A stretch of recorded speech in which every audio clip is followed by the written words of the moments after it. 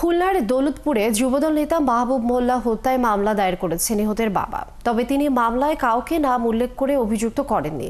এদিকে গোয়েন্দাদের প্রাথমিক তথ্য বলছে হত্যা মিশনে অংশ নেয় ৩ জন। প্রাথমিকভাবে মনে করা হচ্ছে এরা চরমপন্থী দলের ভাড়াটে খুনি। আর পরিবার বলছে নগরীতে এর আগে রক কেটে হত্যার ঘটনা ঘটেনি। তদন্তে এই বিষয়টিও আমলে আনা দরকার। কনক রহমান জানাচ্ছেন মাহবুব মোল্লা হত্যার পেছনের তথ্য।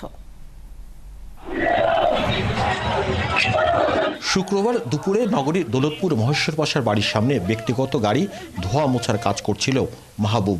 এ সময় একটি মোটরসাইকেলে আসা ৩ ব্যক্তি খুব কাছ থেকে তার মাথা, মুখ সহ শরীরের একাধিক স্থানে গুলি করে।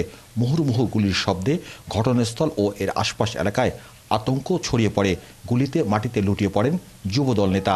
এ সময় দুর্বৃত্তরা তার মৃত্যু নিশ্চিত করতে 2 পায়ের রগ কেটে নির্বিঘ্নে স্থান ত্যাগ করে।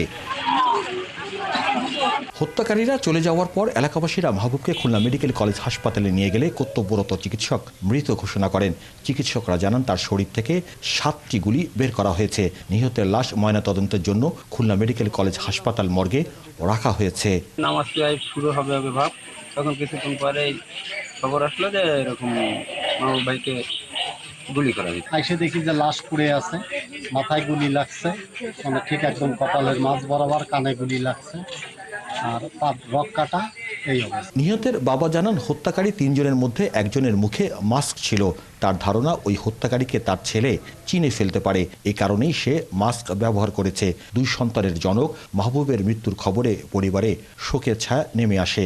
তাদের আহাজারিতে ভারী হয়ে ওঠে পরিবেশ।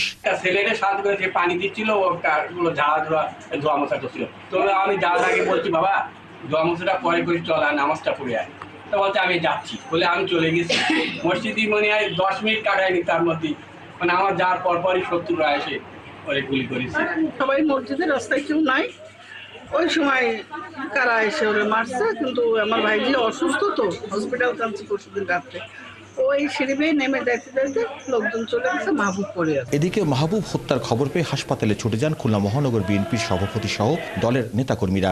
সেখানে মহানগর বিএনপির সভাপতি বলেন, 19 ফেব্রুয়ারি খুলনা প্রকৌশল ও প্রযুক্তি বিশ্ববিদ্যালয়ে শিক্ষার্থীদের সাথে সংঘর্ষের ঘটনায় তাকে দল থেকে বহিষ্কারের আগ পর্যন্ত বিএনপির প্রতিটি আন্দোলন সংগ্রামে সাহসী ভূমিকা ছিল মাহবুব মোল্লার। যুবদলের নেতা হিসেবে তার যে কর্মকাণ্ড ছিল, সেই কর্মকাণ্ডের মধ্য দিয়ে তার শত্রু হওয়ার কথা না, শত্রু থাকার কথা না।